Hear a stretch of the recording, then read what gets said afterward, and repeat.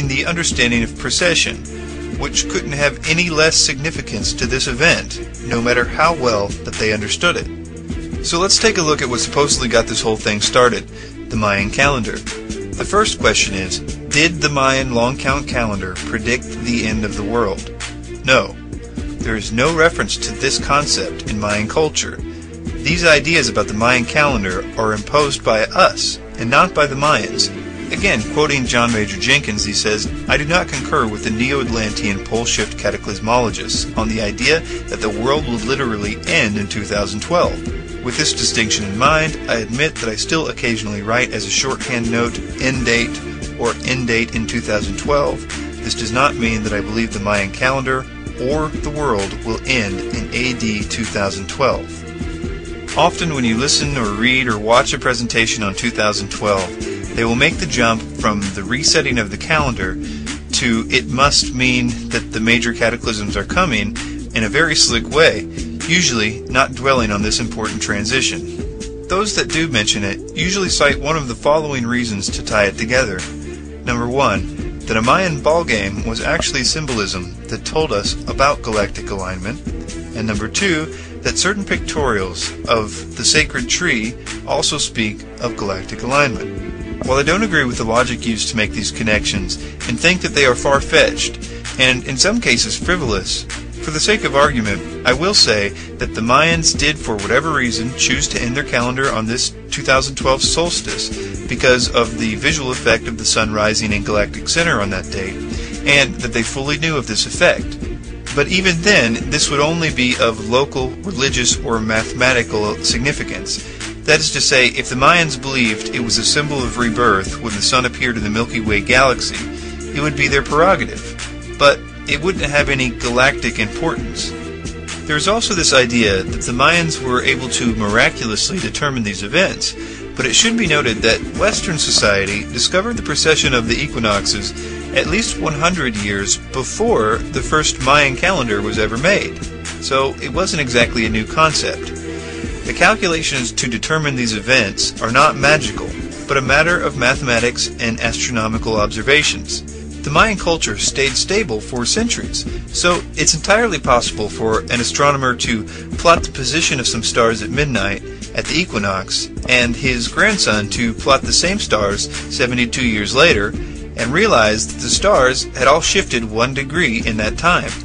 Multiply by 360, and you get the precession cycle of 26,000 years. Almost certainly this is how they did it, because that's all it takes. So, were the Mayans predicting the end of the world? Definitely not. In fact, the entire reason, as far as I can tell, for this hype is that the Mayans restart their calendar, much like we do on December 31st. But they did it on a solstice, which they had the mathematical skill to do fairly easily. We are the ones responsible for this 2012 fever. We have put a lot of words in the Mayans' mouths. We have thrown pole shifts and Planet X and solar flares and everything else into the mix, all of which have no connection and not only weren't suggested by the Mayans, but it would be impossible to predict any of those things using any of the methods we are told that they use to make such predictions. Not to mention that we have been told untruths about things like our solar system aligning with galactic center, which it did 3 million years ago, and we won't be returning for another 30 million years. I think there could be many reasons why this idea is so actively being promoted to the world. I encourage you to draw your own conclusions. However, while doing the research on this, I finally found out why I think it's being done. The following is my personal view, and it may be extreme, and if you don't agree with it, I encourage you not to throw the baby out with the bathwater, because the 2012 theories are still wrong, no matter what. If you don't want to hear my analysis, feel free to shut off the video at this point. Many 2012 researchers are quick to point out how things will be getting much worse upon the approach to 2012, and we will see many cataclysms and earth changes on the way to our promised enlightenment. I think that this has to be promoted as much as possible to people so that when they see these kinds of things happening in the next few years, which I agree will happen, but for different reasons, everyone will try to endure these things, thinking it's a natural cycle, never realizing the obvious fact, which is that the Bible clearly prophesied what the days before the return of Jesus and the so-called birth pangs would look like, and even why they were happening, and what to do about it.